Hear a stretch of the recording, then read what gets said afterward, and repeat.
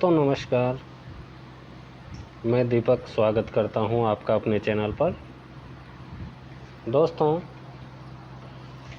आज से हम प्राध्यापक यानी कि स्कूल लेक्चरर भर्ती परीक्षा 2022 का जो इतिहास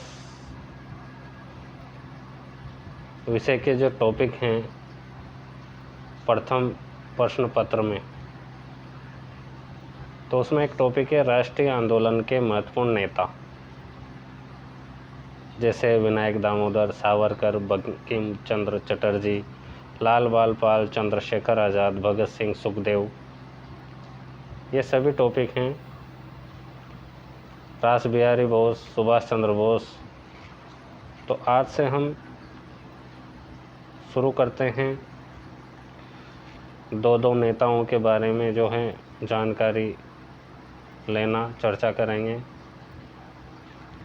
चैनल पर नए हैं तो दोस्तों आप चैनल को करें सब्सक्राइब, वीडियो को करें लाइक और शेयर। शुरू करते हैं।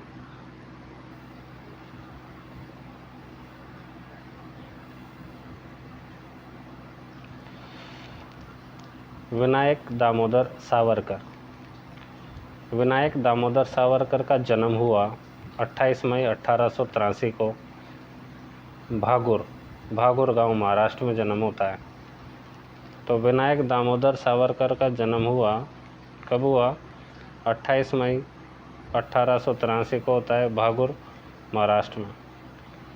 1901 में मैट्रिक परीक्षा उत्तीर्ण करने के बाद सावरकर ने पूना के फर्ग्यूसन कॉलेज में दाखिला लिया। कौन से कॉलेज में? फर्ग्यूसन कॉलेज में। एक तो दोस्तों ये मोस्ट हैं, वो जन्म जो है प्रश्न आ सकता है, जन्म कब हुआ? 28 मई 1883 को, और कहाँ हुआ? भागुर गांव, महाराष्ट्र में हुआ।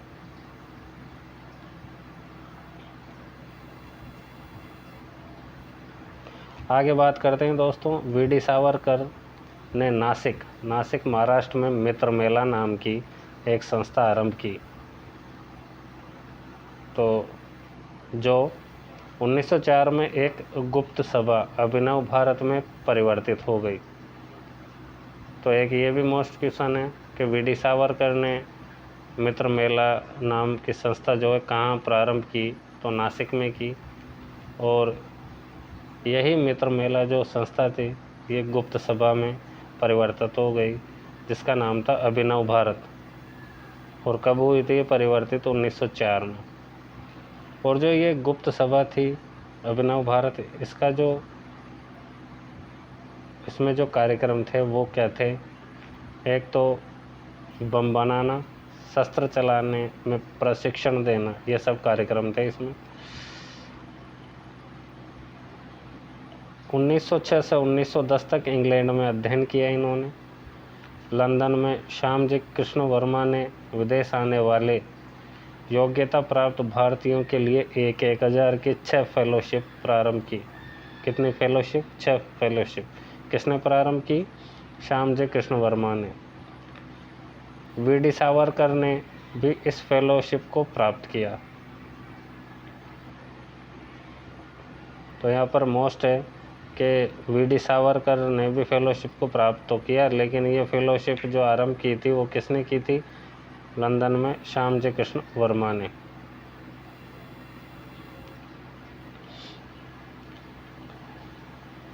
अब ये चल जाते हैं लंदन, तो क्या करेंगे? वीडी सावरकर ने 10 मई 1907 को, कब? 10 मई 1907 को इंडिया हाउस लंदन में 1857 की क्रांति की अर्ध शताब्दी मनाने का निश्चय किया। भाई 1857 से 1907 तक 50 वर्ष पूरे हो गए, तो किसको? 1857 की क्रांति को। तो इन्होंने इंडिया हाउस लंदन में अर्ध शताब्दी मनाने का निश्चय किया। तो क्या हुआ? उन्होंने 1857 की क्रांति पर मराठी भाषा में एक पुस्तक प्रकाशित की, और इसे उस पुस्तक में क्या बताया? आज़ादी की प्रथम लड़ाई बताई।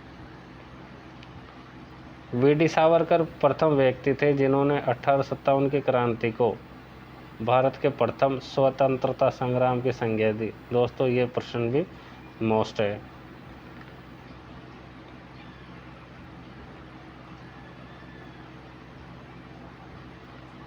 वीडी सावरकर की पुस्तकें the Indian war of independence प्रकाशन से पूर्व ही ब्रिटिश सरकार द्वारा जब्त कर ली गई। पुस्तक का नाम the Indian war of independence, ये भी है पुस्तक वीडी सावरकर की।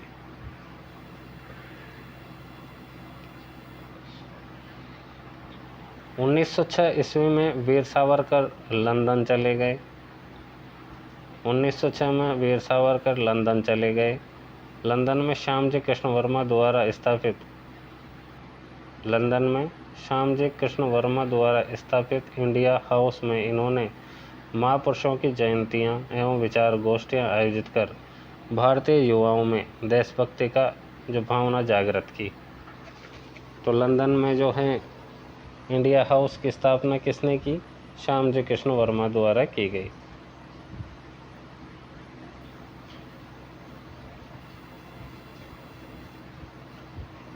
नासिक षड्यंत्र केस। जिला मजिस्ट्रेट थे जैक्सन की हत्या नासिक में 21 दिसंबर 1909 को किसने की? अनंत लक्ष्मण ने की। तो नासिक षड्यंत्र केस का मतलब है कि अनंत लक्ष्मण ने, मजिस्ट्रेट था जैक्सन, उसकी हत्या कर दी। यह नासिक षड्यंत्र केस कहलाया। अब इस केस में क्या होता है कि इस केस में अनंत लक्ष्मण कन्हारे, ये जो थे अनंत लक्ष्मण कन्हारे, कृष्ण गोपाल कर्वे और विनायक नारायण देशपांडे को, इन तीनों को 19 अप्रैल 1911 को फांसी की सज़ा दी गई। किस किस को? अनंत लक्ष्मण कन्हारे, कृष्ण जी गोपाल कर्वे और विनायक नारायण देशपांडे, इन तीनों को फांसी की सज़ा दी गई। और जैक्सन की हत्या के लिए लंदन गुट द्वारा भेजी गई। जैक्सन की हत्या किस पिस्तौल से की गई? ब्राउनिंग पिस्तौल से की गई। तो दोस्तों प्रश्न ये भी आ सकता है कि नासिक जो षड्यंत्र केस में फांसी किन किन को दी गई? तो 3 नाम तो ये आ जाएंगे, उसमें एक चौथा नाम अलग से दे सकता है वो। तो अनंत लक्ष्मण कन्हारे, कृष्ण गोपाल कर्वे, विनायक नारायण देशपांडे, इनको 19 अप्रैल 1911 को फांसी दी गई। तीनों में दोस्तों अणा आ रहा है, एक तो लक्ष्मण में ये अणा, कृष्ण में अणा और विनायक नारायण में अणा। तो ऐसे भी अपन पकड़ सकते हैं ट्रिक के द्वारा। तो वीर सावरकर को लंदन से बंदी बनाकर भारत लाया गया। वीर सावरकर को क्या हुआ? लंदन से बंदी बनाकर भारत लाया गया। जब इन्हें भारत लाया जा रहा था तब ये समुद्र में कूद पड़े, किंतु पकड़े गए। वीर सावरकर पर नासिक षड्यंत्र केस चलाकर दिसंबर 1910 को अंडमान द्वीप की सेलुलर जेल में भेज दिया गया। इन्हें आजीवन निर्वासन का दंड दिया गया। तो कौन सी जेल में भेजा गया इनको?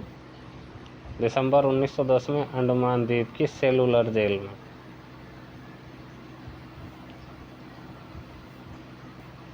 उसके बाद क्या होता है दोस्तों इनके साथ? देखिए, वीर सावरकर को सेलुलर जेल में घोर यातनाएं दी गई और स्वास्थ्य खराब हो गया इनका। तो खराब स्वास्थ्य होने के कारण 1924 में इन्हें रत्नागिरी में नज़रबंद किया गया। कहाँ? रत्नागिरी में यह नज़रबंद किया गया इनको।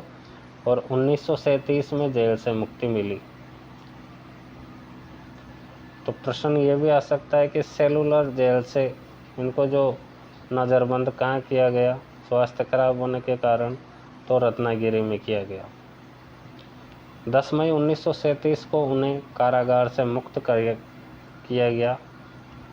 तब वे तिलक के लोकतांत्रिक स्वराज्य दल में शामिल हो गए।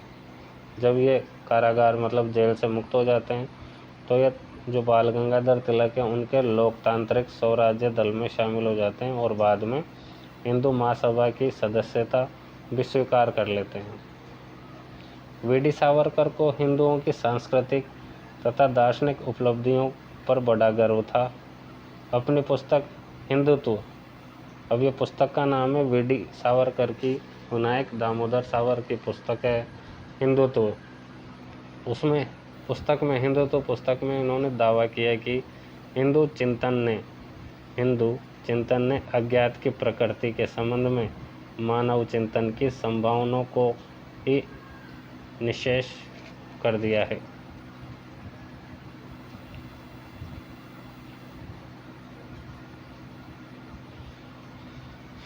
वीडी सावरकर की हिंदुत्व, ये पुस्तक है हिंदुत्व, वीडी सावरकर के जो पुस्तक है हिंदुत्व 1923 में प्रकाशित हुई थी। यह आधुनिक हिंदू राजनीतिक विचारधारा की प्रसिद्ध पुस्तक है। इस पुस्तक में उन्होंने हिंदू की निम्नलिखित परिभाषा दी है। आसिंधु सिंधु पर्यंता यस्य भारत भूमि का पितृभुव पुण्य भूश्चैव सवे हिंदू रीति स्मृतः, अर्थात हिंदू वह है जो सिंधु नदी से समुद्र तक संपूर्ण भारतवर्ष को अपनी पितृभूमि और पुण्य भूमि मानता है।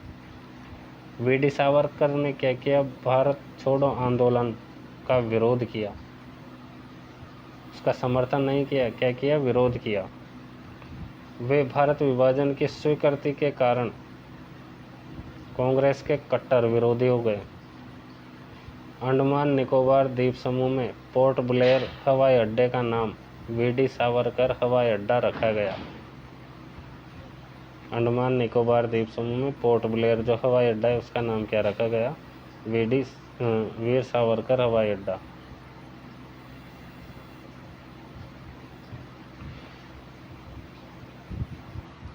बात करें राष्ट्रीय आंदोलन के दूसरे महत्वपूर्ण नेता की, उसका नाम है बंकिम चंद्र चट्टोपाध्याय या चटर्जी।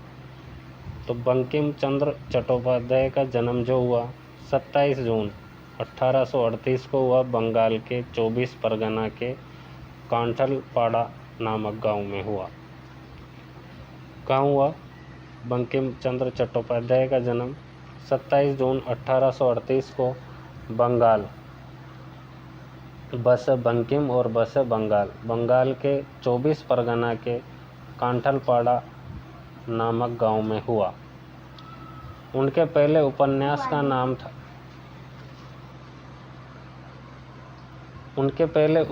का नाम था दुर्गेश नंदिनी। क्या नाम था? दुर्गेश नंदिनी। यह एक ऐतिहासिक कहानी है।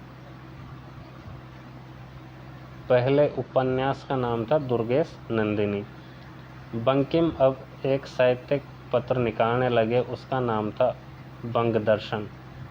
देखिए दोस्तों, जो पहला उपन्यास था वो था दुर्गेश नंदिनी, और जो साहित्यिक पत्र था उसका नाम क्या था? बंग दर्शन। क्या नाम था? बंग दर्शन। आधुनिक बांग्ला के जनक बंकिम चंद्र ही थे। आधुनिक बांग्ला के जनक बंकिम चंद्र ही थे। उनसे पहले राजा राम मोहन राय, ईश्वर चंद्र विद्यासागर ने बांग्ला गद्य को संवारा था। रविंद्रनाथ टैगोर बंकिम चंद्र चटर्जी को अपना गुरु मानते थे। तो रविंद्रनाथ टैगोर के गुरु कौन थे? बंकिम चंद्र चटर्जी। बात करें दूसरे उपन्यास की, जो पहला उपन्यास तो था दुर्गेश नंदिनी, और दूसरा जो है उपन्यास है वो है कपाल कुंडला। इस उपन्यास की कहानी एक ऐसी लड़की की है जो प्रकृति के बीच पली है, जिसे समाज की रीति नीति आदि कुछ भी मालूम नहीं है। तो पहला उपन्यास कौन सा है? दुर्गेश नंदिनी। दूसरा है कपाल कुंडला, और समाचार पत्र था इसका बंग दर्शन।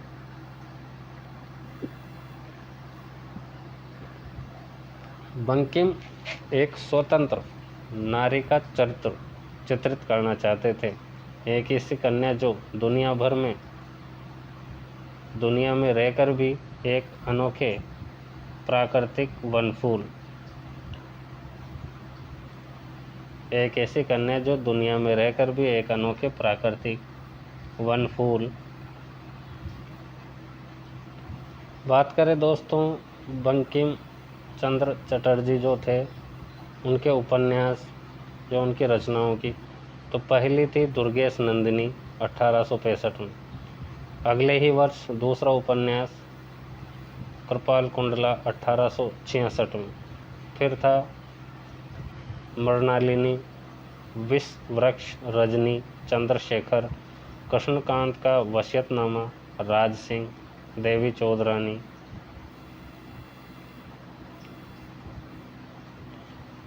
चंद्रशेखर, कृष्णकांत का वसीयतनामा, राज सिंह, देवी चौधरानी, कमला कातरे दफ्तर, सीताराम जो अंतिम उपन्यास था। पहला था दुर्गेश नंदिनी, दूसरा था कपाल कुंडला, और अंतिम की बात करें, अंतिम था ये सीताराम 1886 में। बंकिम के आनंद मठ उपन्यास से हमारा राष्ट्रीय गीत वंदे मातरम लिया गया। और बंकिम चंद्र चटर्जी का जो देहांत हुआ वो 8 अप्रैल 1894 को कोलकाता में हुआ। कहाँ हुआ? कोलकाता में इनका देहांत हो जाता है 8 अप्रैल 1894 को। तो दोस्तों आज हमने राष्ट्रीय आंदोलन के 2 महत्वपूर्ण नेताओं के बारे में विस्तार से अध्ययन किया। कल हम लाल बाल पाल, इन तीनों के बारे में विस्तार से चर्चा करेंगे। तो आपसे रिक्वेस्ट है कि चैनल पर नए हैं तो चैनल को सब्सक्राइब करें, वीडियो को लाइक और शेयर करें। धन्यवाद।